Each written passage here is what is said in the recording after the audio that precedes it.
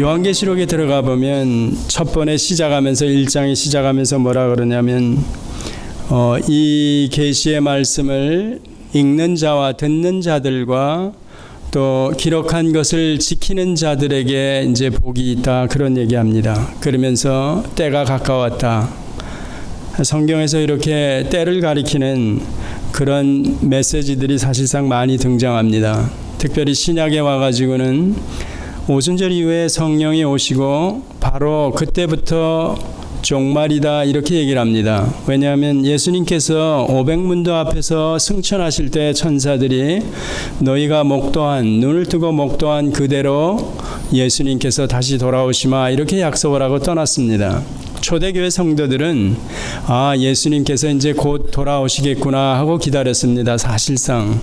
그런데 그게 10년, 20년 지나고 네로의 1차 박해를 지나는 동안에도 사실상 그 초대교회 성도들은 그런 고난과 박해를 이길 수가 있었습니다. 왜냐하면 그때까지도 한 30년 후로 경과된 그 시기로 보기 때문에 아직도 살아있는 많은 성도들이 있었기 때문에 그 예수님의 승천하시는 장면을 목도한 사람들이 약속대로 이런 박해가 있지만 예수님께서 오실 거야, 그러면서 왜 제가 그때 목도한 사람이 살아있기 때문에. 그런데 그리고 나서 대부분의 사도들이 그 1차 박해 때 다 순교를 하고 그 다음에 교회가 뿔뿔이 흩어지고, 그리고 두 번째 박해 시기에 이제 저희 그 성도들이 다다랐을 때는 요한계시록에 이렇게 들어가 보면서 알지만 모든 성도들이, 특별히 소아시아 7교회를 대표해서 그 지도자들이 이렇게 두렵고 떨었다, 이런 얘기가 나옵니다. 바로 그때 또 요한을 통해 가지고 예수님께서 말씀하시면서 때가 가까웠다, 그러면서 그 고난을, 두려움을 참고 이제 기다리라, 이렇게 얘기했습니다. 자, 이렇게 그때부터 종말에 관한 그런 말들을 지금까지 2000년이 지난 지금까지도 종말이다, 종말이다 그럽니다. 저도 제가 조금 어렸을 때 교회 나갔을 때 옛날 어른이, 그러니까 옛날 분 어른이죠, 그분이 말세 지말이다 이렇게 해가지고 시계를 가리키면서 지금 뭐 3분 전이다, 5분 전이다 이렇게 설명을 했습니다. 거의 가까이 와 있는 급박한 그런 상황으로 종말, 세상이 끝날 거다 이렇게 얘기하는 겁니다. 그런데 제가 어려서 그렇게 듣던 말이 지금 몇십 년이 지났는데도 지금 저도 이런 위치에 서 가지고 여러분에게 종말이다, 말세 지말이다, 가까이 왔다, 때가 가까웠다 이렇게 얘기하는 제 심정을 여러분들이 이해하시겠죠. 그래서 베드로 후서 3장에 가보면 주께서 1000년이 하루가 같고 하루가 1000년 같은 이 사실을 잊지 말라, 그런 얘기하죠. 그러면서 하나님께서는 뭐 많은 사람들이, 그러니까 여기서 얘기하는 그 많은 사람들은 누구를 얘기하는가 이랬을 때 그 뒤에 보면 많은 사람들이 회개하여 돌아오기를 원한다 이렇게 얘기를 했습니다. 그러니까 그 안에 불신자도 포함되고 아니면 성도 중에서 제대로 회개하지 않은 사람, 때가 아직 남은 줄 아는 사람, 그런 사람들도 포함될 수 있다 이렇게 보는 게 정상적입니다. 왜냐하면 이미 저희들에게 보여준 심판의 예표로 소돔 고모라 사건이나 노아 홍수 때를 저희들이 돌아보면 이미 그때 8 식구를 빼고 전부 다 심판을 받았습니다. 근데 노아 홍수 때까지 기간이 얼마인가 저희들은 잘 모릅니다. 그렇지만 그때까지 내려오면서 셋 계열로 내려온 사람들은 가인 계열과는 다르게 하나님의 그 독생자가 오는, 그러니까 여인의 후손이 와야 되는 그 라인으로 계속됐는데 어떻게 노아의 8 식구만 남겨놓고 전부 다 심판을 받아야 됐는가. 그걸 또 마태복음 24장에 가면 예수님께서 종말에 관한 징조로 저희들에게 그 얘기를 끌고 와서 해주시는 겁니다. 그러니까 이게 다른 사람이 한 얘기도 아니고 사도들이 기록한 것도 아니고 예수님의 하신 말씀을, 생생한 육성을 이들이 증인의 입장에서 쓴 거기 때문에 사실 그대로입니다. 예수님께서 왜 소돔 고모라의 때나 노아 홍수 때를 예를 들면서 심판의 때다 이렇게 얘기하는가? 그렇다면 정작 때가 가까웠다 그러는 지금도 정작 저희들이 그 마지막 때를 만나면 얼마나 많은 무리들이 구원을 얻을 수 있을까? 이런 걸 저희들이 생각해 볼 수가 있습니다. 지금 저희 이 시대를 살아가면서 뭐 한국만 해도 800만이다, 1000만이다 하는 기독교 인구들, 개인에게 물어보면, 예를 들어서 집사님에게, 또 집사님이 저에게 물어본다면, 김 목사님, 당신 예수 믿습니까? 제가 당연히 예수 믿습니다 그러죠.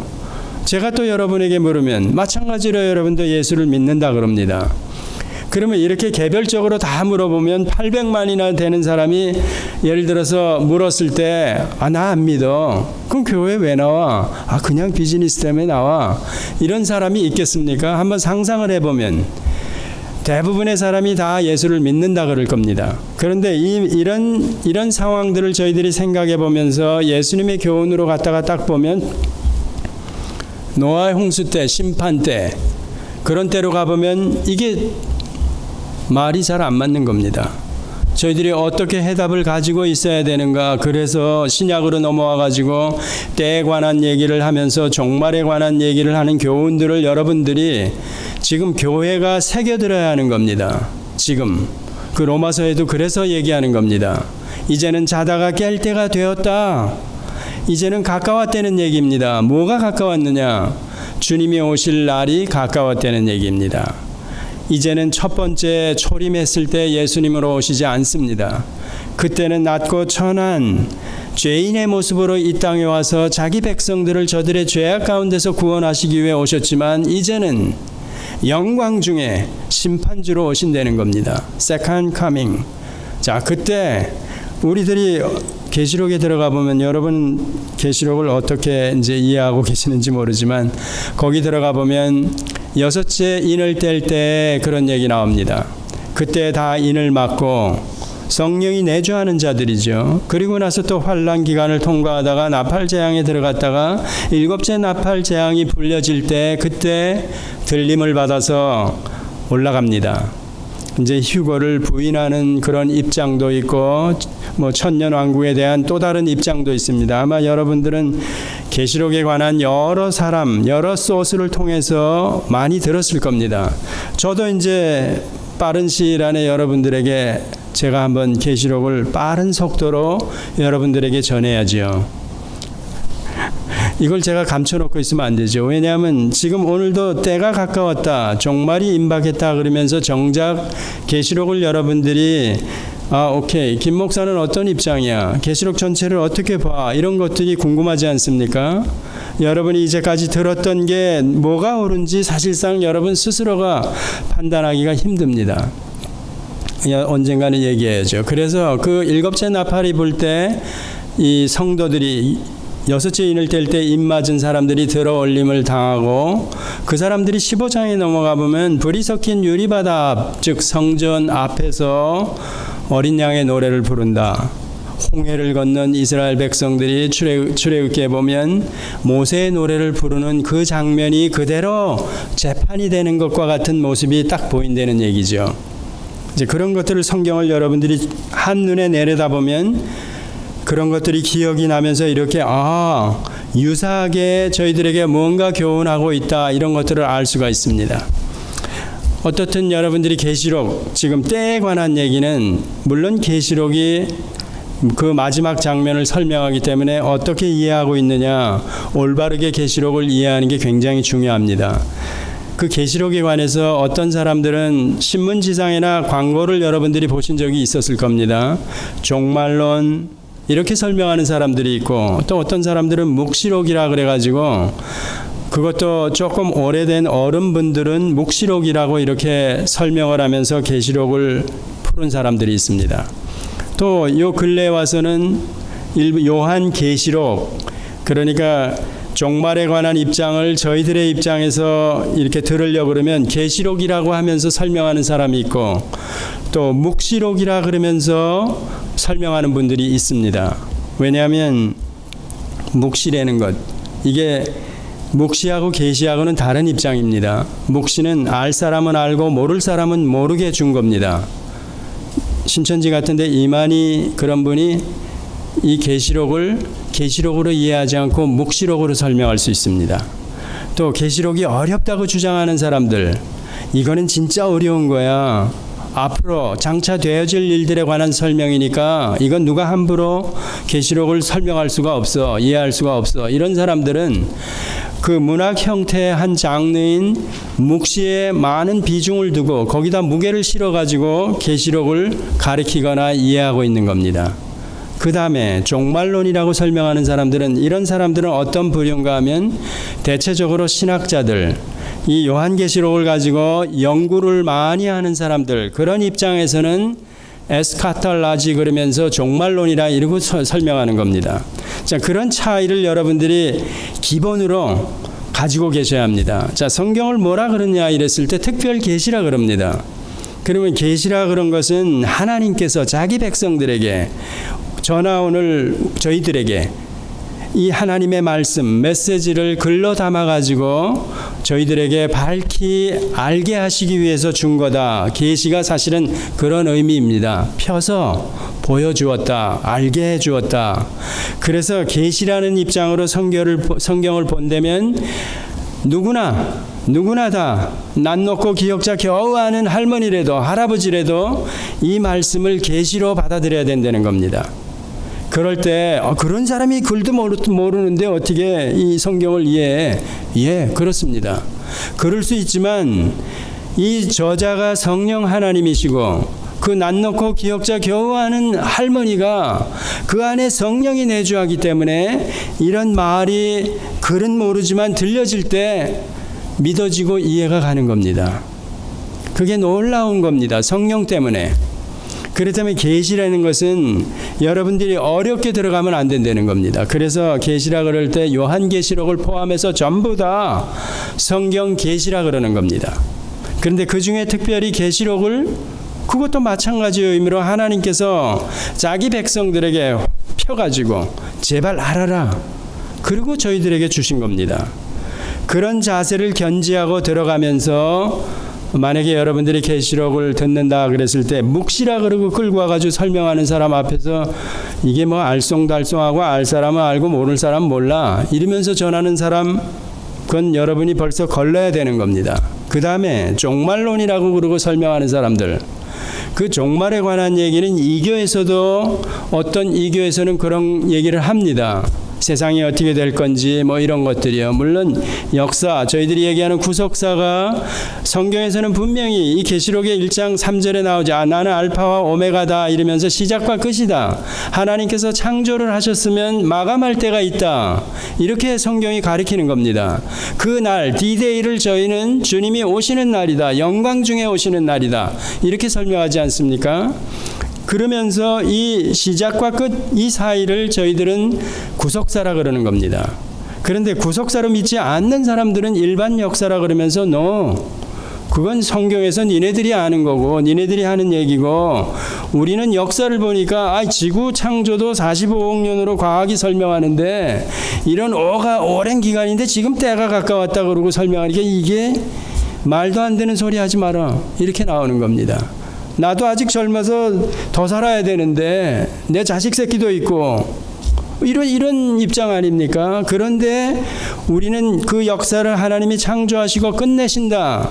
그렇게 믿는 자들에게는 이 마지막 때라는 것, 그게 이미 계시록에서도 밝히고 종말에 되어질 모든 일들까지 그 후에 되어질 최후 상태 이후까지도 설명하기 때문에 저희들은 필히 지금 오순절 이후에 모든 성도들이 그래서 개인적으로는 종말론적인 삶을 살아간다. 이 삶을 살아가는 게 성경적입니다. 여러분이나 제가 살아가는 모습. 제가 앞으로 어떻게 될지 전혀 모릅니다. 그렇지만 하나님이 저나 여러분에게 필연에 의해서 생명기간을 정해놓은 때가 있다고 저희들이 믿지 않습니까? 하나님이 여러분을 불러가실 때가 있다고 믿기 때문에 종말이 있다는 얘기입니다. 그렇다면 그 날을 제가 모르니까 그 날을 위해서 제가 준비하는 겁니다. 여러분도 준비해야 되는 겁니다. 오늘 본문도 그런 이유로 설명하죠. 로마서 13장도 마찬가지, 어느 때를 얘기하는 데는 전부 다 그렇습니다. 오늘 본문도 만물의 마지막이 가까웠으니 그러므로 정신을 차리고 근신하여 기도하라. 이렇게 설명하는 겁니다. 그게 누구에게? 하나님의 백성들에게.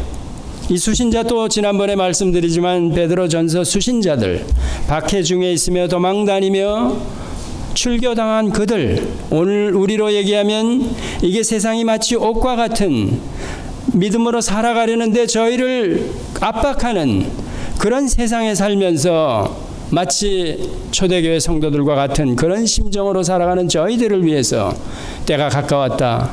정신 바짝 차리고 근신하고 기도해. 이런 얘기하는 겁니다. 그러니까 우리가 성경적으로 설명하는 종말론적인 삶을 살아간다. 예, 맞습니다. 저희 앞서간 부모 세대에도 마찬가지 이런 심정으로 살았습니다. 뭐 천년대의 그리스도인들 마찬가지입니다. 초대교회 때도 마찬가지. 만약에 이 종말이 하나님의 계획이 저희들이 이 세상에 다 떠나고 우리 후대가 살아가는 세대라도 똑같은 우리와 같은 심정으로 그들도 종말이 가까웠다, 때가 가까웠다 하면서 신앙생활하면서 살아갈 겁니다. 그러니까 이거는 세대를 뛰어넘어가지고 오순절 이후에는 하나님의 백성 누구에게나 다 개인적인 종말이 우선 있기 때문에 종말론적인 삶을 살아가야 된다. 너 개인이 반드시, 왜 하나님께서 우리를 산채로 데려가시지 않습니다. 죽음이라는 관문을 우리도 그 관문을 지나가게 하신다는 겁니다. 마치 믿지 않는 불신자도 죽음이라는 두 번째 죽음을 맞이하는 똑같은 모습으로 우리도 그 관문을 지나게 하는데 우리는 그걸 보고 죽음이라 그러지 않습니다. 잠자는 거다 그러는 겁니다. 그 자는 자들이 천사장의 호령과 나팔 소리에 주님이 강림하실 때 호련히 순식간에 일어나서 주님을 공중에서 만난다. 원소로 회귀되어 있는 먼지로 날아가 버려 없는데 그 하나님의 전능하신 그분의 명령에 의해서 순식간에 눈 깜짝할 사이보다 비교할 수 없는 더 짧은 순간에 고기밥이 되었던 사람이, 성도가, 잿더미가 되었던 성도가 순식간에 영혼과 육체가 부활체로 결합해서 공중에서 주님을 만난다는 얘기입니다. 이 말이 사실 잘 안 믿어지죠. 솔직한 얘기로 죽고 나면 다 썩어서 그 관에 나중에 이장할 때 보면 아무것도 없는데 뼈만 겨우 몇 조각이 남아있는데, 그런데 그게 더군다나 완전히 없어져 버린 사람, 500년 전에 세상을 떠난 성도들은 어떻게 되는 거야? 그럴 수 있죠. 그런데 그 하나님의 명령이 온 우주 만물 만유를 지으신 그분이 명령해서 창조, 저희들이 기사를 보았죠. 첫째, 둘째, 여섯째 날까지 사람만 하나님께서 네페시아야 하면서 흙으로 그 원소로 우리를 빚어 지으시고 생기를 코에 불어넣어 사람이 되게 했다. 하나님의 형상을 담게 지었다. 그러지 않습니까? 그 사람 외에 다른 모든 피조물들은, 만유 안에 들어있는 피조세계는 하나님께서 명령을 해서 있으라, 그대로 되라, 그래서 되지 않았습니까? 여러분이 창세기를 믿죠? 그 사실을 믿지 않습니까? 6일 동안에 첫째 날 빛이 있으라, 빛이 있는 겁니다. 넷째 날 해달별이 있으라, 있는 겁니다. 저희들이 밤하늘 쳐다봐 그 수많은 별들을 저희가 생각할 때, 이게 과학을 근거해서 생각할 때 조금 어이가 없죠. 솔직한 얘기로 속마음은, 속내는 제가 겉으로는 나 믿어 이러지만 실제로 속내로는 이거 진짜 그럴까? 그런 생각도 들지 않습니까? 그런데 그 하나님의 전능하신 한마디 말씀이 온 만유를 있으라 하니까 그대로 다 있는 겁니다. 그런 식으로 우리 죽은 사람에게도 명령을 하면 우리가 호련히, 누가 설명할 수가 없습니다. 그만큼 하나님이 전능하신 분이라는 겁니다. 저희가, 여러분이나 제가 아버지 하는 그 아버지가 그만큼 전능하신 분이라는 겁니다. 온 우주 만물을 다 지으신 분, 말씀으로 명령해서. 그렇다면 죽은 저 같은 먼지로 티끌로 날아가 버린 저가 만약에 하나님의 그 명령에 다시 얼마든지 돌아오지요. 온 세계 이 세상에 왔던 하나님의 백성들 순식간에 공중으로 다 모여 집합, 그러면 순식간에 다 모여서 주님을 만난다는 얘기입니다. 자, 이런 사실들이 사실은 믿어져야 되는 겁니다. 그래야 이런 본문들이 믿어지고, 야, 때가 가까웠는데 뭐 그러므로 너희는 정신을 차리고 근신하여 기도하라. 그냥 지나가는 겁니다. 모르면. 제가 사실은 질문을 먼저 하려고 그랬는데 오늘 본문을 여러분들이 쉽게 이해하시겠습니까? 한번 읽어보니까 만물의 마지막이 가까웠으니 그러므로 너희는 정신을 차리고 근신하여 기도하라. 무엇보다 열심으로 서로 사랑할지니 사랑은 허다한 죄를 덮느니라. 서로 대접하기를 원망 없이 하고 각각 은사를 받은 대로 하나님의 각양 은혜를 맡은 선한 청지기같이 서로 봉사하라. 만일 누가 말하려면 하나님의 말씀하는 것 같이 하고 누가 봉사하려면 하나님의 공급하시는 힘으로 하는 것 같이 하라. 이는 범사에 예수 그리스도로 말미암아 하나님이 영광을 받으시게 하려 함이니 그에게 영광과 권능이 세세에 무궁토록 있느니라. 아멘. 이 내용을 여러분들이 이해하시겠습니까? 이렇게 한 번 읽어서 이해하셔야 되지요. 사실은 한 번 읽어서 이해가 돼야 됩니다. 초대교회 성도들은 이런 성경을 가지고 있지 않았습니다. 그러니까 회람서신으로 들려지는 이런 내용들을 이 수신자만 해도 이들이 이 성경을 가지고 매일 묵상하고 또 연구해보고 이런 게 아닙니다. 성경 자체가 없었던 때에 양피지에 기록된 것을 누가 순회 전도자나 이런 사람들이 가다가 들려주는 겁니다.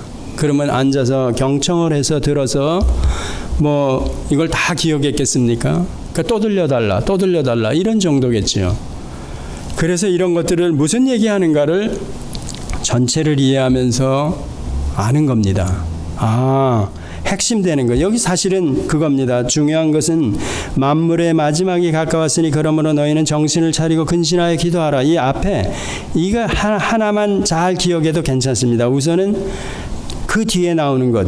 열심히 서로 사랑할지니 사랑은 허다한 죄를 덮느니라. 이것들은 사실상 하나님의 백성이면 성도라면 이게 나와져야 되는 것들입니다. 당연하게 서로 대접하기를 원망 없이 하고. 그런데 이 사람들의 그 수신자 1차 수신자들은 사실상 어려운 지경에 도망다니는 박해 중에 있는 성도들인데 어떻게 이런 사람들에게 이런 메시지를 전할 수가 있는가? 그럼 도망다니면서도 서로 대접하면서 서로 시기 다툼 이런 것들이 있었는가? 또 사랑도 안 하고 그랬나? 이런 거꾸로 저희들이 생각해보면 그런 걸 알 수 있지 않습니까? 그러니까 이 본문 자체가 이렇게 보면서 이거는 그때 당시에도 그 수신자들이 그럴 수가 있구나 생각해야 됩니다. 그리고 오늘 우리에게도 똑같은 의미로 다가와 가지고 우리도 그렇구나 이렇게 돌아보아야 하는 겁니다. 그래야 이 하나님의 말씀은 시공을 뛰어넘어서 그때 거기 그들에게나 오늘 여기 우리들에게 같은 의미로 전해지는 겁니다. 오늘 저희들의 입장에서 오늘 입장으로 돌아본다면 만물의 마지막이 가까웠다. 그러므로 하는 건 바로 눈앞에 있다. 개인적인 종말로 얘기하면 제가 언제인지 모른다. 내일인지 일주일 후인지 모른다. 그런 의미로 여러분들이 받으셔야 합니다. 또 제가 여러분이 저희들이 살아있는 동안에 만약에 주님이 도적같이 베드로후서에 그러죠. 도적같이 임하시면 이게 내일 도적같이 임하실지 아무도 모르는 겁니다. 그러니까 그러므로 이렇게 나오는 겁니다. 너희는 정신을 차리고 근신하여 기도하라. 이렇게 나오는 겁니다. 근신, 자숙. 사실은 이 자숙과 근신은 조금 다른 의미죠. 자숙은 자기 스스로 내가 이거 잘못했구나. 자기 스스로가 자가 진단을 해가지고 이렇게 뭔가 좀 바르게 하는 겁니다. 그렇지만 근신은 외부로부터 무언가 지적을 받아가지고 자기의 잘못을 발견하고 고치려고 그러는 마음입니다. 그러니까 여기서는 우리에게는 이런 근신이라는 한자 의미가 조금 그렇게 나눠져 있더라고요. 그렇게 본다면 하나님의 말씀에 비추어 또 종말이 가까웠다 그러니까 이게 아니구나. 내가 이렇게 세상에 빠져가지고 살아가는 이런 모습으로 살아가면 안 되는구나. 그런 얘기입니다. 그게 바로 그 앞에 정신을 차리고와 같이 연결해서 보면 정신을 차려? 이거 정신줄을 놓고 살아가나? 내가 눈을 시퍼렇게 뜨고 지금 살아가기 힘든 세상에 바짝 긴장하고 살아가는데 정신을 차리라니. 예, 그렇습니다. 영적으로 우리가 정신을 차리라는 겁니다. 왜? 하나님의 백성이기 때문에, 하나님의 아들이기 때문에. 지난주에 설명한 대로라면 옥에 갇혀있는 그런 심정으로 우리가 믿음 생활을 해가는 저희들에게 자꾸 한눈 팔지 말고 내 마음을 저쪽에 뺏기지 마, 이러는 겁니다. 정신 똑바로 차리고 가야 돼, 이런 얘기입니다. 그런데 먼저 기도하라는 얘기입니다. 이게 참 어렵죠. 먼저 기도하라는 얘기입니다. 우리가 모든 것들 제대로 정신을 차리고 우리는 몸뚱아리를 먼저, 손을 먼저 내밀려고 그러는데 무릎을 먼저 꿇으라는 얘기입니다. 그런 의미입니다. 그 뒤에 나오는 것도 그러니까 8절부터 무엇보다 열심으로 서로 사랑을 할지니 이거에 앞서서 기도부터 하라는 얘기입니다. 사실 기도의 주기도문이나 또 제자들이 주님에게 물었죠. 이런 우리가 귀신을 쫓으려고 그러는데 도대체 안 됩니다. 그랬을 때 더 좋은 것, 만약에 아들이 떡을 달라면 돌덩이를 줄 자가 있느냐, 아들이 생선을 달라면 전갈을 줄 자가 있느냐 하물며 하면서 예수님께서 너희가 원하는 것보다 더 좋은 것, 즉 이때는 성령을 얘기하는 거다, 이렇게 설명하면 됩니다.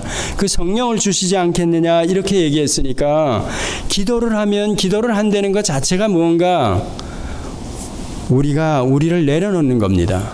사실은 저희가 더욱이 기도가 필요한 사람들이죠. 저희 교회가 그렇죠. 열심으로 사실은 정신 차리고 근신하면서 기도해야 되는 겁니다. 모든 행동 앞서서 기도부터 해야 되는 겁니다. 근데 지금 시대에는 사람들이 기도를 안 합니다. 저도 사실 솔직히 얘기하면 기도할 시간을 많이 뺏기는 겁니다.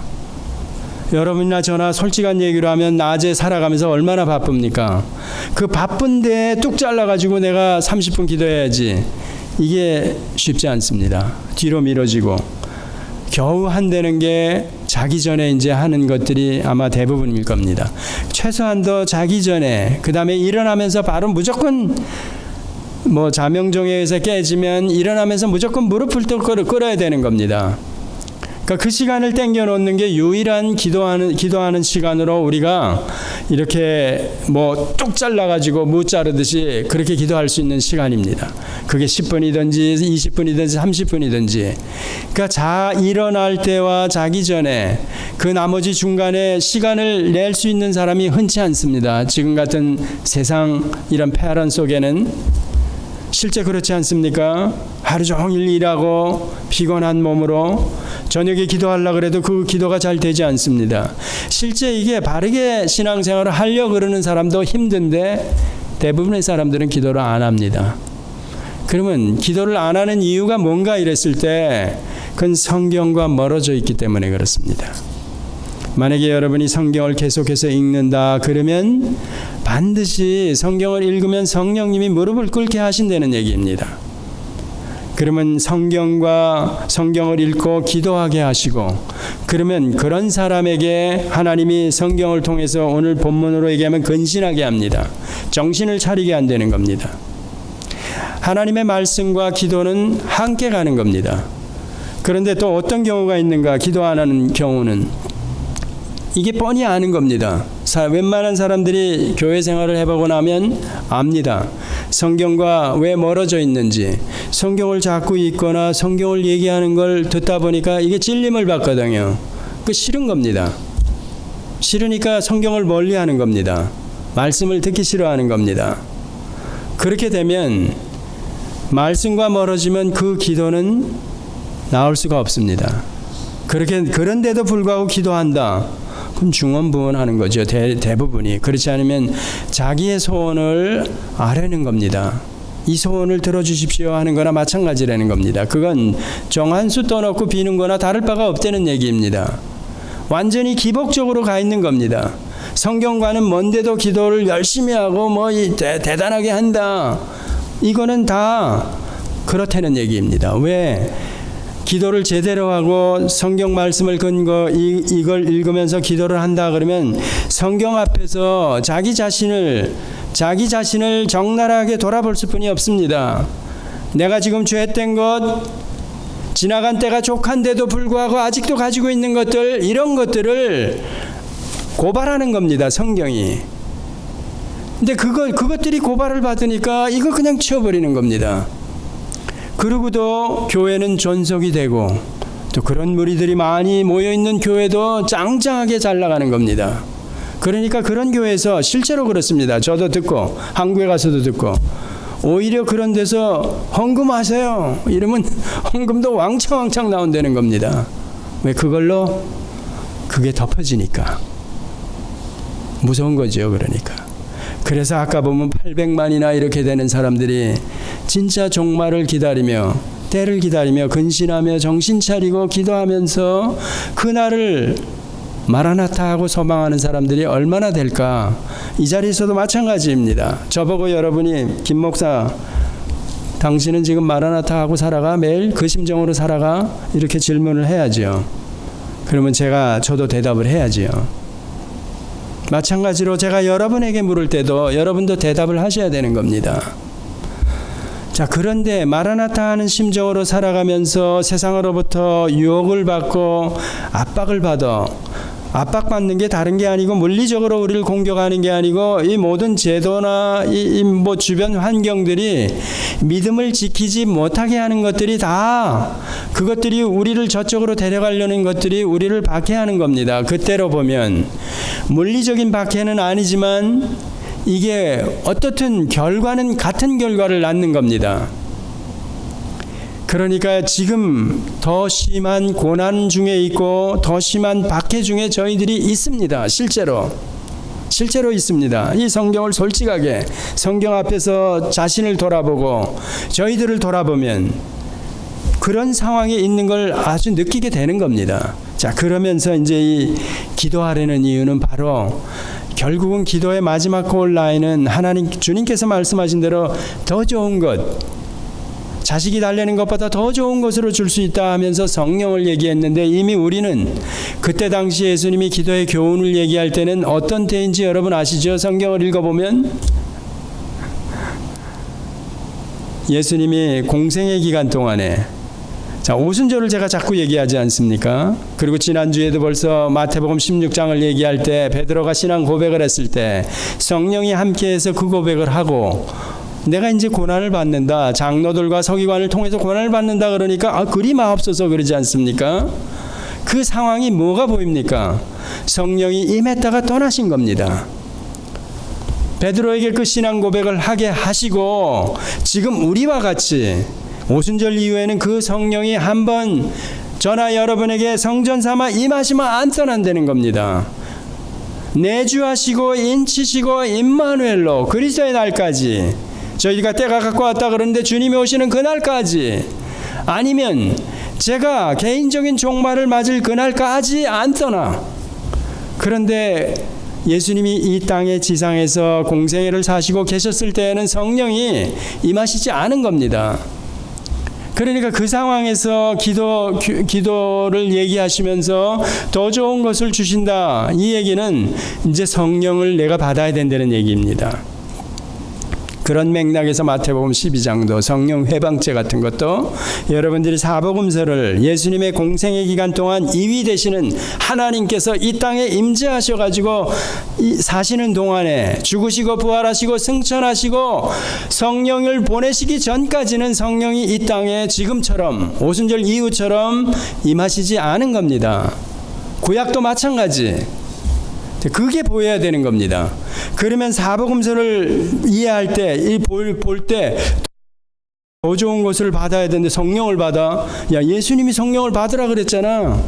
지금도 그래서 인위적으로 성령을 주려고 그러고 그런 사람이 있습니다. 그런 문맥을 끌고 와가지고. 그때는 예수님께서 이제 오실 성령, 그래서 요한복음 14장이나 16장에 보면 내가 실상을 말하노니 내가 빨리 너희에게서 떠나가야 된다. 떠나가서 보혜사, 또 다른 보혜사, 성령, 즉 하나님의 영, 그리스도의 영을 보내주셔야만 너희에게 유익하다 그겁니다. 그런데 지금 저희들은 오순절 이후이기 때문에 성령이 와 있는 사람이라는 겁니다.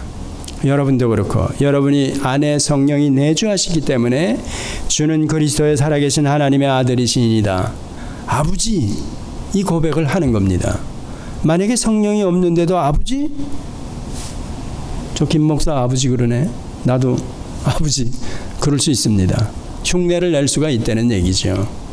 그런데 진심으로 성령이 내주하시는 그 성령이 저를 아버지를 고백하게 하는 거와는 다르다는 얘기입니다. 그래서 카피, 엔티크라이스트, 카피본이라는 겁니다. 유사한 그리스도요. 또 유사한 그리스도인을 만들어 양산을 해버려. 사탄이 그 전략을 지금 쓰고 있는 겁니다. 전술 전략이라고 그러죠. 그러니까 교회 안에 그리스도인이라고 다 그러는데 성경적으로 보면 유사한 그리스도인이 허다되는 얘기입니다. 아까 제가 노아 홍수 때 얘기했죠. 심판 때 왜 셋 계열까지 그렇게 멸망했는가? 그럼 뭐야 이거? 얼마나 많은 사람이 구원을 얻게 되는 거야? 예, 궁금하지요. 궁금한데 성령이 계신 자에게는 이게 찔림이 된다는 겁니다. 그러면 내가 종말을, 내 안에 성령이 계시기 때문에 너 알지? 예, 압니다.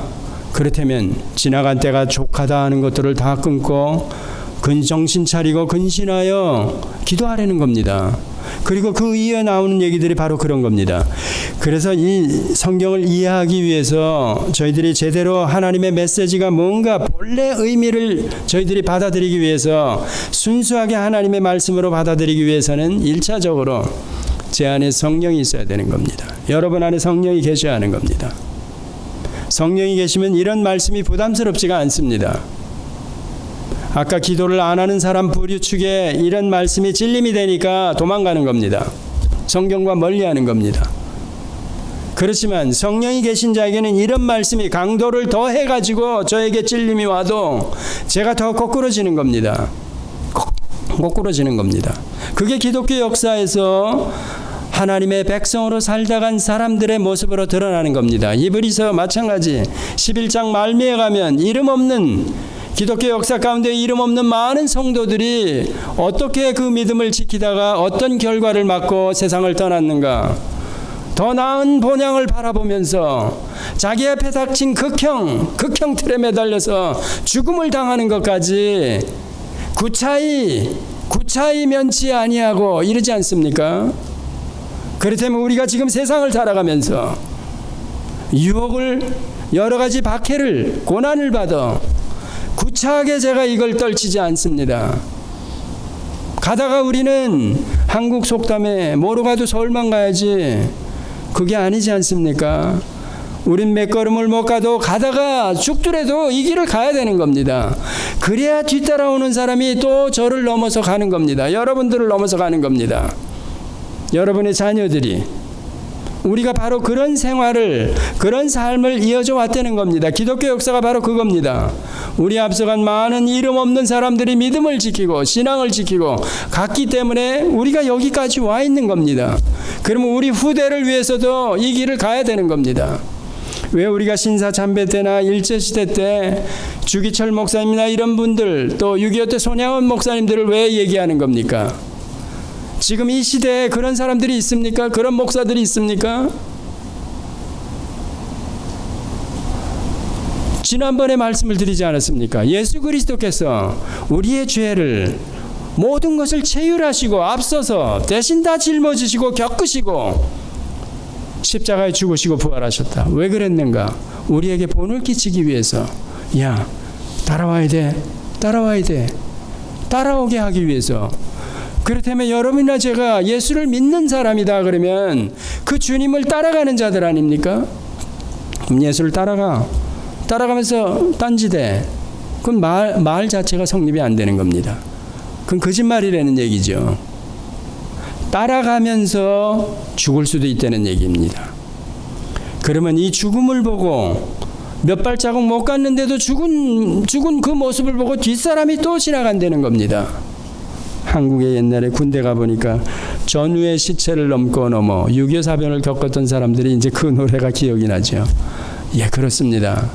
믿음 안에 살다 세상을 떠난 앞선 동지들, 그들의 죽음, 그 평틀에 죽었든지 어떻게 죽었든지 믿음을 지키다가 순교한 그들을 뒤따라서 우리도 가다가 또 쓰러지고 또 쓰러지고 그러는 겁니다. 망하려는 얘기네. 예. 여러분이 성경을 잘 보시면 우리가 망한다 그러고도 살아갈 수 있는 자들입니다. 그만큼 우리의 구원이 너무나도 크다는 겁니다.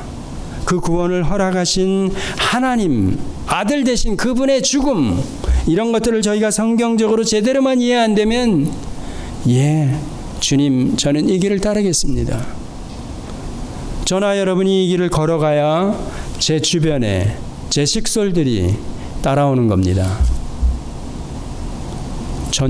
전투지에 가가지고 중대장이, 월남에 가보니까 중대장이나 다 군복의 계급장을 다 떼고 똑같습니다. 다른 게 뭔가, 그 전장터에서 맨 앞장에 서 있는 겁니다. 맨 앞장 서가지고 따르라는 겁니다. 제일 앞에 서 있는 사람이 총알바지죠. 그 사람이 죽음을 각오하고 앞에서 따라오라 그러니까 따라가는 겁니다. 만약에 그런 중대장이나 지도자가 뒤에서 야, 잘 가. 뒤에서 만약에 무기를 들고 위에 가, 돌격 뒤에서 이러면 그건 아닙니다. 근데 예수님은 바로 이렇게 우리 앞선 대장 되시는 그분이기 때문에 우리 앞서 가지고 모든 고난을 다 겪으시면서 본을 끼치시면서 따라오라 그런 겁니다. 이런 입장을 저희들이 가지고 이런 성경들 들어가면 얼마든지 이 말씀이 무리하지 않고 지켜지는 겁니다. 다른 얘기, 사랑. 사랑에 대해서 여러분 알죠? 그러니까 성경을 여러분들이 많이 읽으시면 사랑 8절에 보면 허다한 죄를 덮느니라, 이 구절이 참 어렵습니다. 여러분, 제가 이해하냐 이렇게 물었지만 실제적으로 들어가서 보면 무엇보다 열심으로 서로 사랑할지니 사랑은 허다한 죄를 덮느니라, 쉽지 않습니다. 그러면 사랑이 뭔가 하는 것부터 알아야 되지 않습니까? 그러면 사랑의 실체, 본체가 되시는 분이 누구냐 이랬을 때 하나님이십니다. 그 하나님의 사랑을 저희들이 지난번에 설명을 했죠. 우리 인간들이 가피본으로 드러내야 되는데 만약에 여기서 무엇보다 열심으로 사랑을 할지니 사랑은 허다한 죄를 덮느니라 이랬을 때 저나 여러분이 하나님의 사랑, 본체, 실체가 되시는 그 사랑을 모르면서 사랑은 이런 거야 하면서 제가 나와진다면 그 사랑은 잘못일 수 있다는 겁니다. 그러니까 1차적으로 하나님의 사랑이 뭔가 이랬을 때 구약의 아하브, 그러면서 보통은 요한복음 21장에 나오는 예수님께서 베드로를 다시 회복시키는 장면, 내가 나를 사랑하느냐 이 대목을 끌고 와서 저희들이 설명을 하죠. 그런데 사랑은 실제적으로 구약을 들어가 가지고 구약 전체 교훈을 가지고 설명하는 게 옳습니다. 구약에 보면 하나님의 사랑을 아하브 그렇게 얘기합니다. 그러면 이 아하브라는 사랑은 뭔가 하면 우리들이 일반적으로 이해하는 아가페, 에로스, 스톨게, 필리아, 이 헬라어죠. 그 네 가지 사랑을 다 가지고 있는 그런 사랑이라는 겁니다. 그러니까 하나님이 에로스 사랑, 말도 안 돼. 이게 아닌 겁니다. 그 에로스라는 말은 저희들이 이렇게 생각하는 그런 연상, 물론 그것도 들어가는 겁니다. 그렇지만 그 안에 질투하고 이러는 것도 다 들어가는 겁니다. 에로스에. 하나님은 그러니까 아가페 사랑으로만 설명되는 게 아니라 에로스 사랑, 또 스톨게, 부모 자식 간의 사랑도 들어가는 겁니다.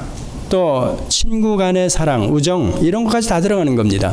그 간략하게 설명해서 그 네 가지를 다 통틀어서 사랑 그러는 겁니다. 그럼 여러분들이 이런 사랑을 가지고 하나님의 사랑의 본체가 되시는 그분의 사랑을 저희가 가피본으로 드러내야 된다.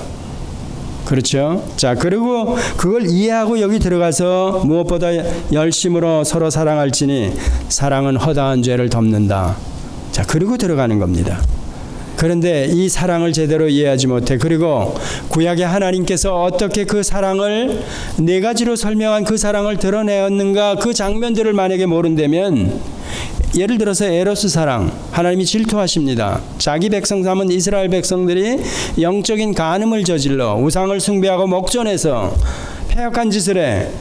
하나님이 가만 안 놔둬. 회초리를 들고 너 가만 안 둘 거야. 실제로 하나님께서 심판과 저주가 임해.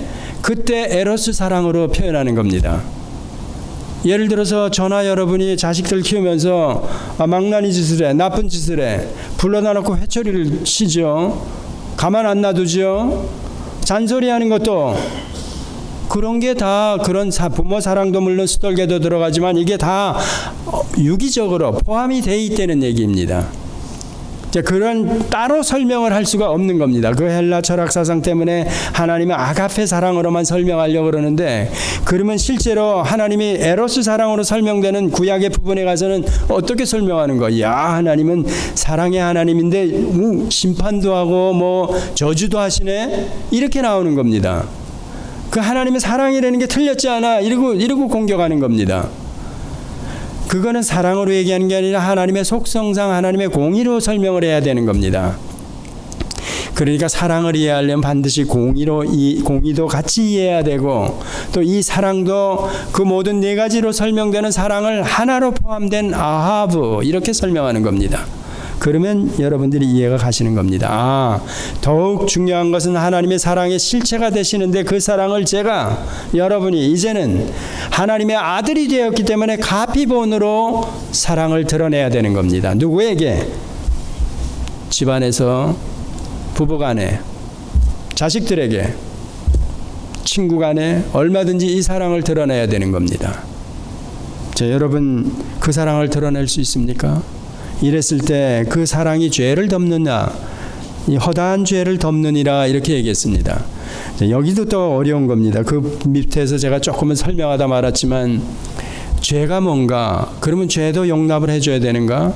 이랬을 때 우리는 죄를 용서하고 뭐 못하고 이런 입장은 아닙니다. 우리 입장, 저지 그 판결권을 가지고 있는 사람들이 아닙니다. 1차적으로. 그리고 성경적으로 보면 구약도 그렇고 신약에도 그렇고 하나님께서 우리를 사랑하셨다 이랬을 때 우리의 죄값이 뭐냐면 목숨이 날아가야 되는 죄입니다.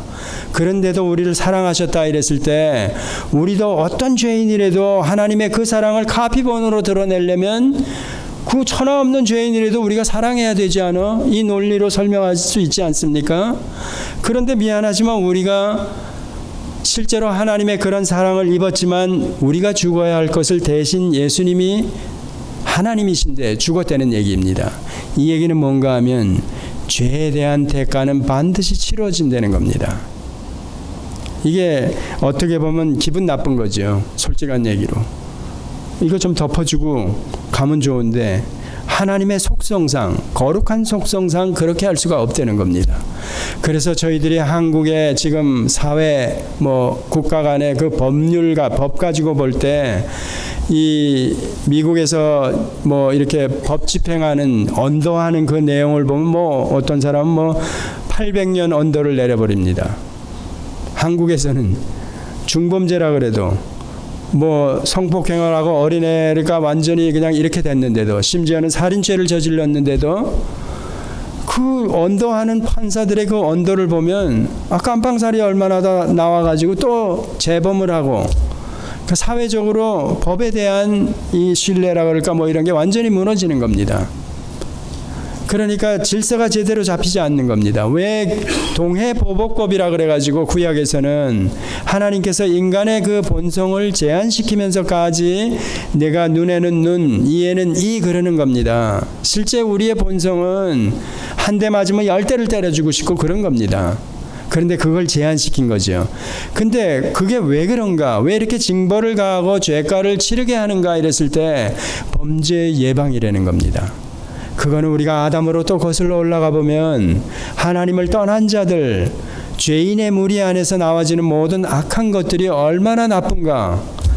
만약에 그걸 하나님께서 제한하지 않으면, 위정자에게 칼을 줘서 법 질서를 지키게 하지 않으면 대통령을 세워가지고, 그렇다면 우리가 이 땅에, 하나님의 백성이 이 땅에 살아갈 수가 없다는 얘기입니다. 즉 이 얘기는 하나님께서 계획하신 구속사를 진행시켜 가는데 이유가 있기 때문에 그런 위정자들을 세워가지고 대신 법을 집행하게 하는 거라는 겁니다. 근데 구약에서는 제대로 그렇게 되어 있습니다. 범죄도 예방하고. 그런데 법이 무뎌져 버리고 다 내려앉아져 버려. 그럼 범죄가 창궐하는 거죠. 그러면 사회 질서가 다 무너지는 거죠. 그럼 이런 것들을 저희 그리스도인들은 어떻게 보아야 되는가? 그래서 여기 미국에도 사형제도 같은 거에 대해서 찬반 양론이 있죠. 기독교 안에서도 그런 문제도 여러분들이 심각하게 돌아보아야 합니다. 왜 사형을 찬성하고 왜 사형을 반대하는지, 이게 세상 사람들이 아니라 기독교 예수 믿는 사람들 안에서 그런 얘기를 하는 겁니다. 자, 그만큼 허다한 죄를 덮습니다. 이건 어떤 입장에서 보아야 하는가 하면, 구원 얻은 우리로서는 누가 죄인이고 누가 해야 될지 우리는 모르는 겁니다. 실제로는 그 사랑을 실천하는 자입니다. 그러면 당사자인 저 죄인들 입장에서 우리들의 이 사랑, 하나님께서 죽어야 될 저희들을 위해서 목숨을 대신 버려준 것처럼 우리가 그 사랑을 본받아서 만약에 사랑을 실천한다 그랬을 때 그 죄인들이 회개하고 돌아올 수 있다는 겁니다. 죄값은, 제가 어떤 아는 사람은 과거에 숨기면서 진 죄를 예수 믿고 나서 갈등을 오래 하다가 이걸 토로하는 겁니다. 그런데 공개적으로 하면 이거 큰일 나는 겁니다. 그건 하나님과 관계고 누가 그걸 뭐라 그럴 수 없죠. 다 숨겼던 죄고 그러기 때문에. 그래서 만약에 그런 것들이 일어나가지고 가정이 파탄이 되고 그 한 사람은 하나님 앞에 떳떳한 거죠. 내가 말씀에 비춰보니까 내가 지난 날들 잘못된 모든 것들이 이제는 용서를 받았다, 이런 심정인데 그 대신 다른 사람들이 많이 해를 입고 떠나버렸습니다. 자, 그런 상황을 저희들이 어떻게 보아야 되는가, 이런 문제가 있습니다. 그래서 죄 문제에 대해서 당사자가 이건 하나님과 말씀 앞에서 진솔하게 그 고민을 해야 되고 해결을 해야 되는 겁니다. 그 이전에 그리스도인들은 최소한 다 하나님의 백성이라면 그런 죄를 짓지 말아야 되는 겁니다. 그게 중요한 겁니다. 그 예방적인 하나님의 섭리, 지향적인 하나님의 섭리, 지난번에 말씀을 드렸죠. 하나님의 징계, 하나님의 결정적인 징계, 그게 저희들에게 임하는 게 복이라는 겁니다.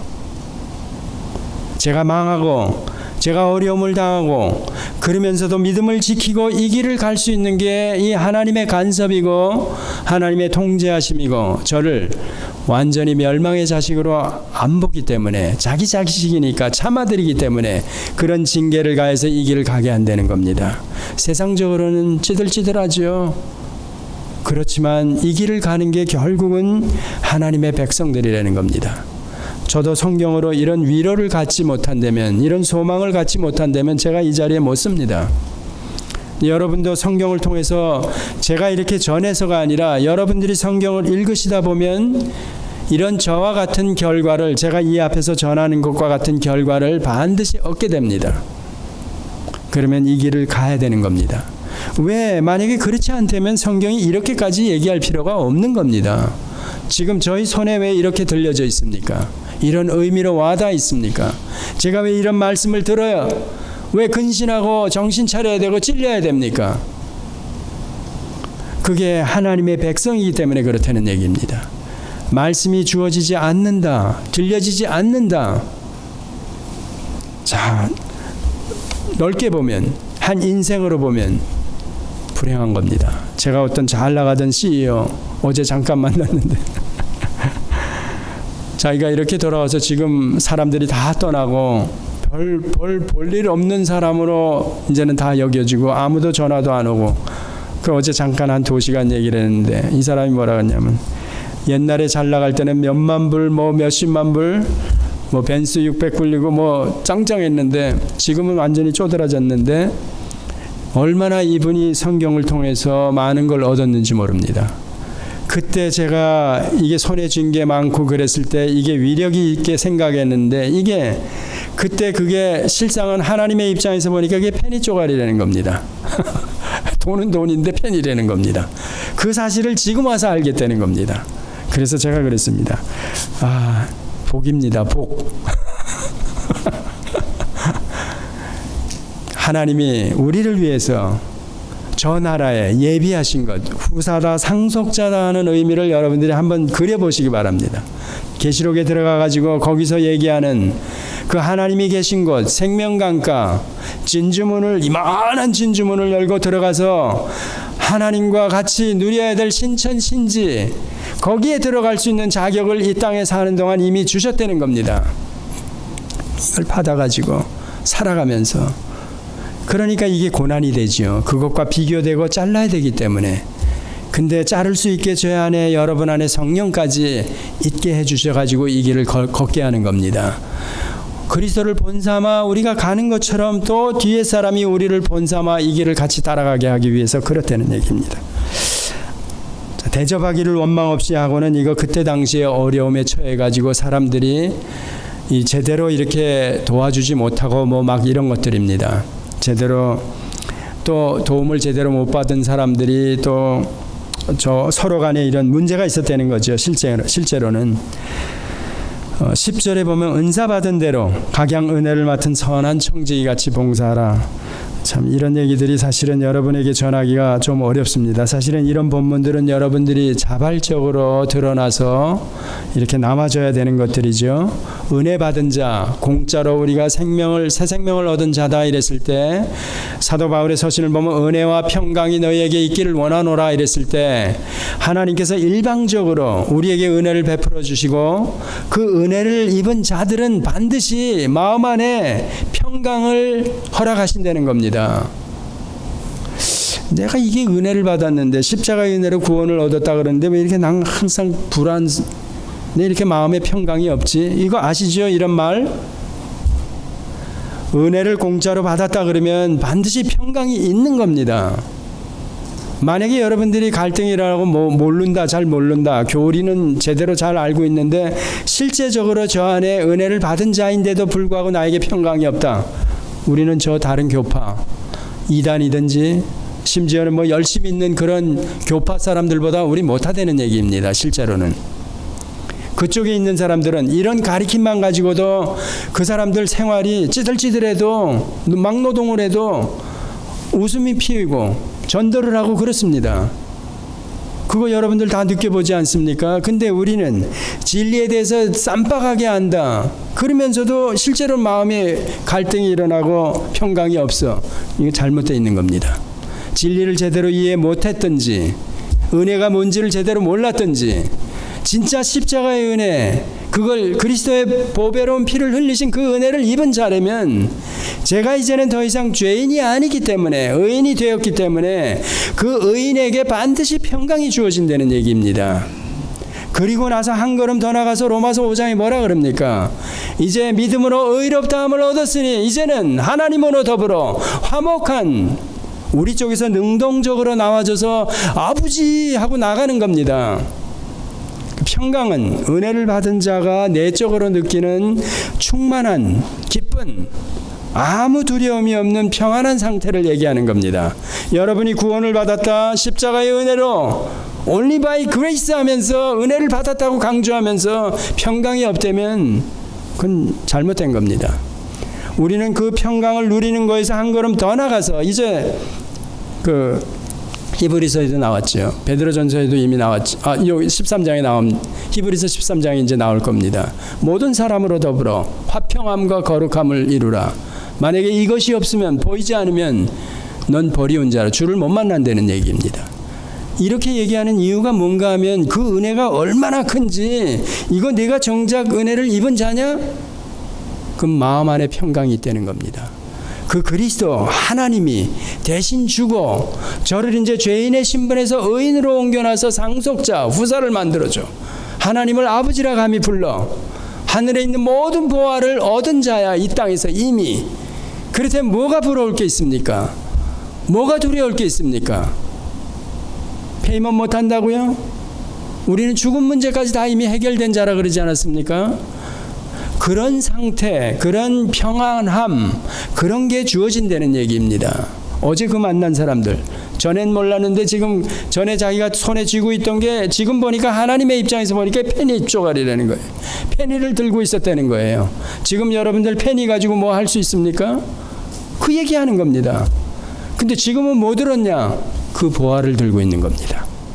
자, 그러면 마음 안에 평강이 있는 거죠. 아무도 알아주는 사람 없고 다 단절됐어.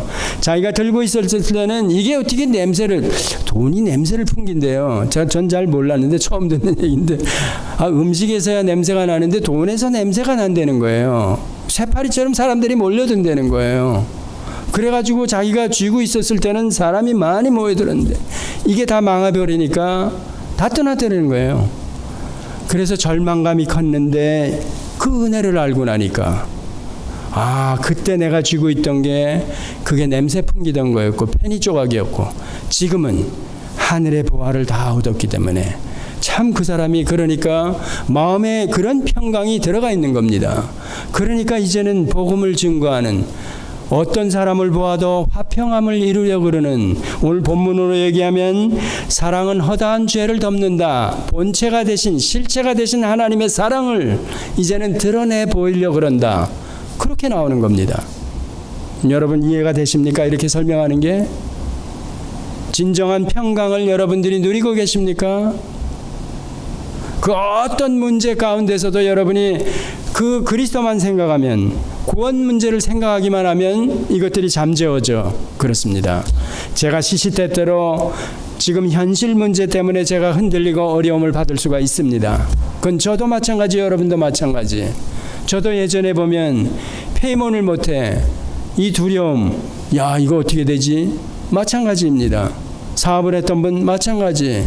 왜 크게 했던 분도 그런 비참한 결과를 왜 그렇게 그런 결과를 드러낼까 그랬을 때 그분의 고통이나 이런 것들 저희가 짐작이 갑니다. 그런데 우리는 그 모든 것들을 뛰어넘고 평강을 얻을 수 있는 이유가 지난번에도 설명하는 대로 하나님께서 참 아들이기 때문에 징계를 통해서 우리에게 이 길을 가게 하는 겁니다. 그러면 이 길에 들어섰는데 불안해, 초조해, 안 된다는 얘기입니다.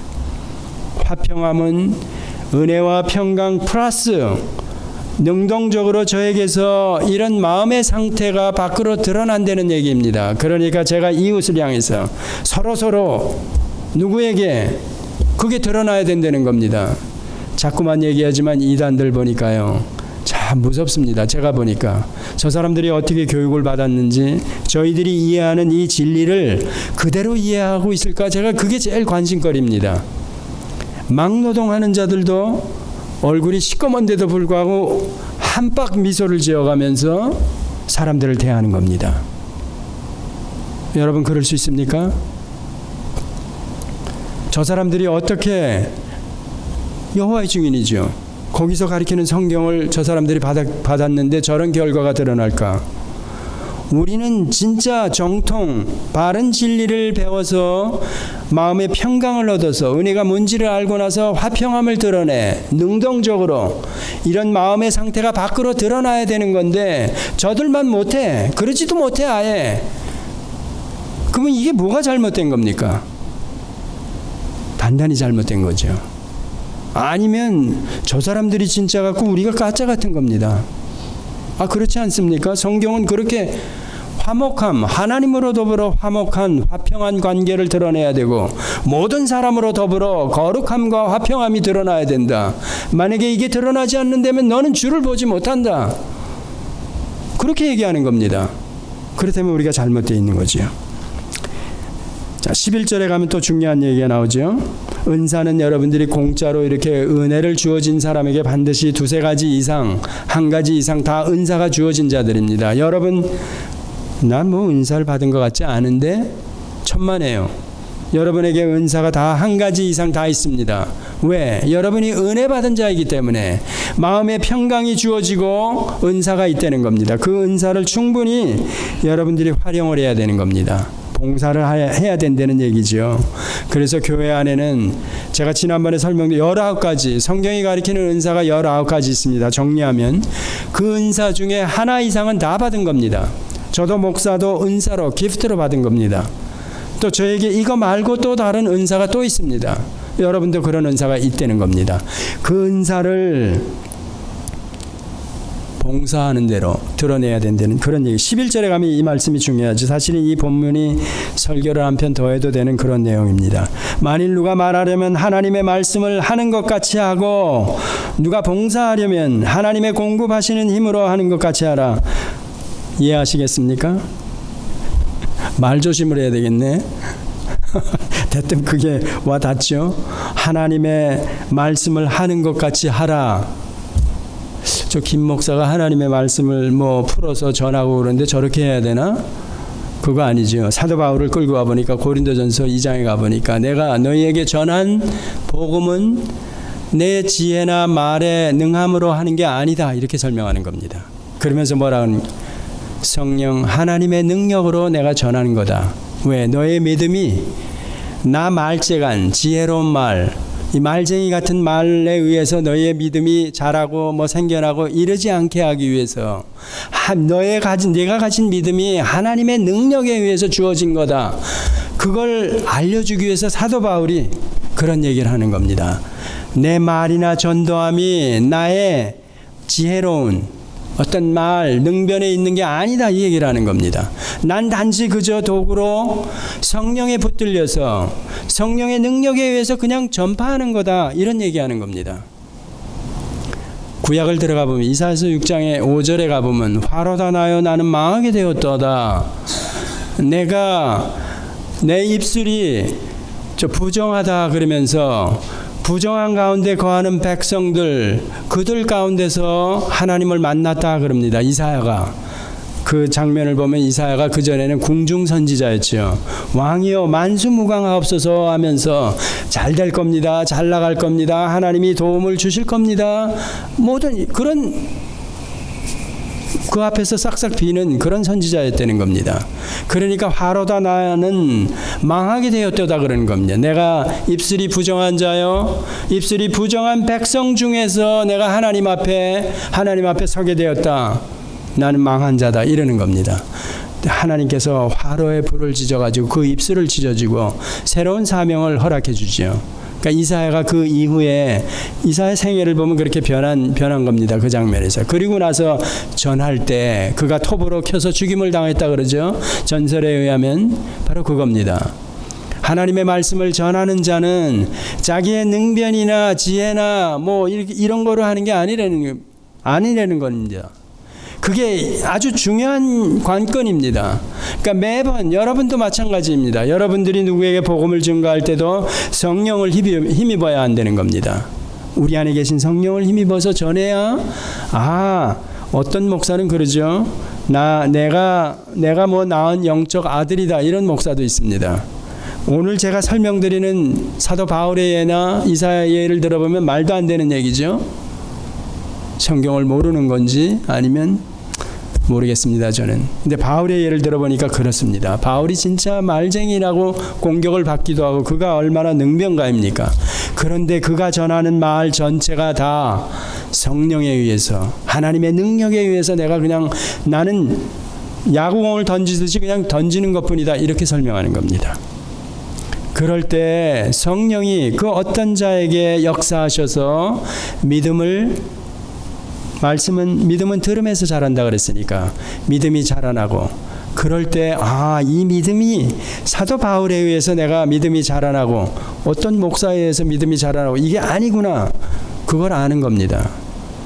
여러분도 그래서 여러분이 성경을 스스로 보려는 겁니다. 아까 처음에 시작하면서 계시라 그랬죠. 이 계시는 다이렉트로 하나님께서 자기 백성들에게 준 겁니다. 저는 지금 바울의 심정과 같이 고린도전서 2장에 같이 그냥 던져버리는 겁니다. 제가 뭐 이렇게 현란하게 수사학을 끌고 와가지고 뭐 이것저것 끌고 와서 던지는 게 아니라 성령의 능력에 의해서 성령을 힘입어서 그냥 그대로 던지는 겁니다.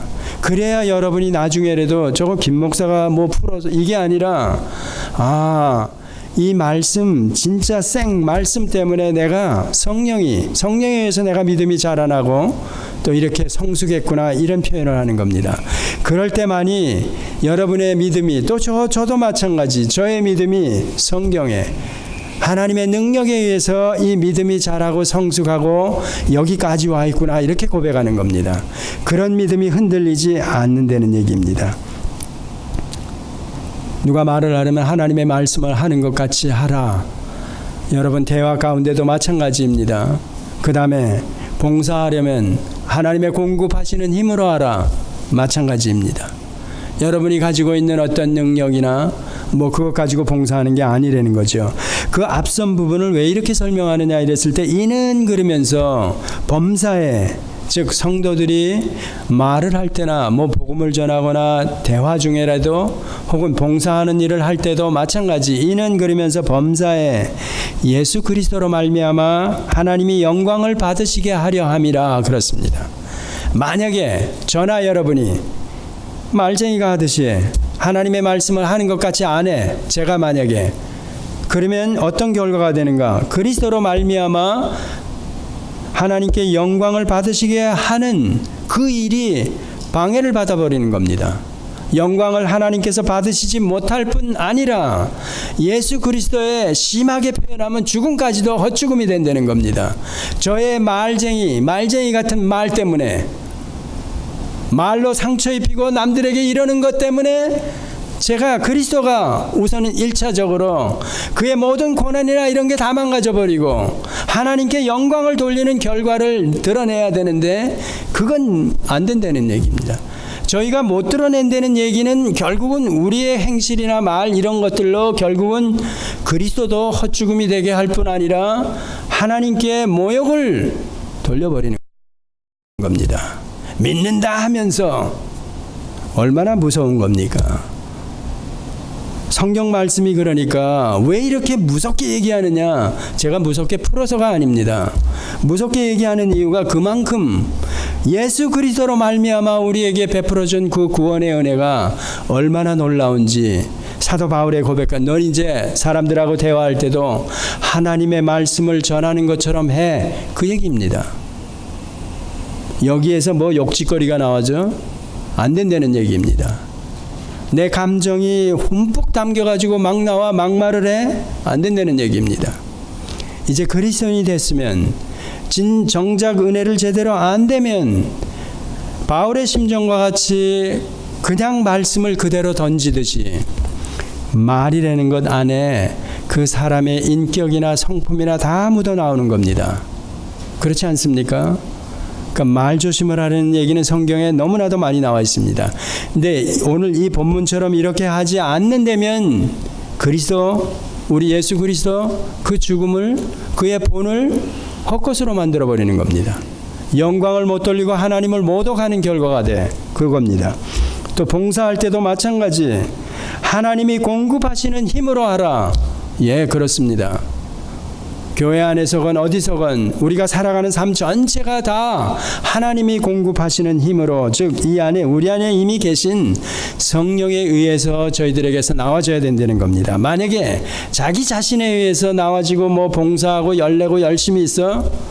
그렇다면 어떤 결과가 되죠? 금방 설명드린 대로 이는 범사에 왜 이렇게 명령을 하시는가, 얘기하시는가 했을 때 하나님은 힘으로 하라 그러느냐 이랬을 때 이는 범사에, 매사에, 모든 일에 예수 그리스도로 말미암아 그분을 높이고 그분의 죽으심과 부활하심이 진짜 놀랍게 어떤 한 성도에게 미쳤다면 그 예수 그리스도의 죽음, 희생이 정말 놀라운 겁니다. 그로 말미암아 이런 우리의 조그마한 봉사나 말이 하나님께 영광을 돌린다는 겁니다. 야, 얼마나 놀랍습니까? 근데 조그마한 말 한마디, 봉사 한 부분이 내가 좀 뽐내기 위해서, 자랑하기 위해서, 내 의지로 이렇게 나와지지 말라는 얘기입니다. 만약에 그렇게 나와진다면 그리스도 제가 뭉개버리는 겁니다. 십자가 보혈 말은 하지만 은혜 말은 하지만 아니라는 얘기입니다. 결과적으로는 그리스도로 말미암아 하나님께 영광을 돌리게 하려 함이라. 이게 망가져 버리는 겁니다. 뭐 그거 안 한 건데 뭐 그 정도가 아니라 우리는 그렇게 구원 얻은 자이기 때문에 당연히 나와줘야 되기 때문에 우리가 안 하는 거는 곧 거꾸로 얘기하면 하나님을 모독하는 겁니다. 우리가 성도라 그리스도인이라 그러면서 그리스도의 죽음, 고난 이 모든 것들을 망가뜨려 버리는 건 물론이고 성부 하나님에게 영광을 돌려야 되는 이 부분을 다 망가뜨리는 겁니다. 지난번에 얘기한 그대로입니다. 민수기 20장에 내 거룩함을 드러내지 않았다. 그 얘기는 다른 말로 뭡니까? 나를 모독했다는 얘기입니다. 그러니까 예수 믿고 난 이후에 우리의 삶, 교회 안에서 봉사건 매사 범사에 우리가 어떻게 살아가야 되는가, 말을 한마디 할 때도 하나님의 말씀을 전하는 것처럼 해라. 이게 다 포함되어 있는 겁니다. 봉사, 교회 안에서 물론이고 우리 삶 전체가 매사 어디서든지 누가 보든지 안 보든지 하나님이 공급하시는 힘으로 하라. 그래야 그리스도의 죽음을, 그의 고난을 높이고 더욱이 하나님 아버지께 이런 삶이 영광을 돌리는 거다. 그런 얘기입니다. 오늘 본문도 여러분 많이 부담이 되셨을 겁니다. 그렇죠? 예, 저도 부담이 되고 여러분도 부담이 됩니다. 그런데 이 부담이 우리에게 얼마나 유익한지 여러분 기도하시면서 한번 돌아보시기 바랍니다. 네, 기도하시겠습니다. 하나님 아버지,